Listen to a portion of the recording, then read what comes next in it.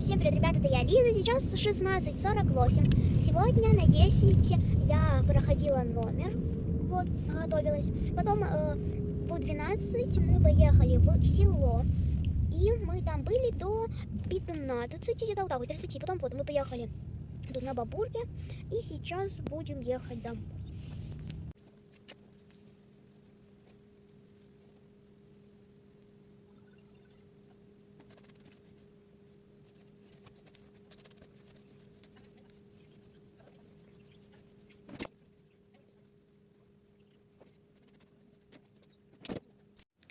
Ребята, сейчас 21:24, вот. Я еще там покупала бокс.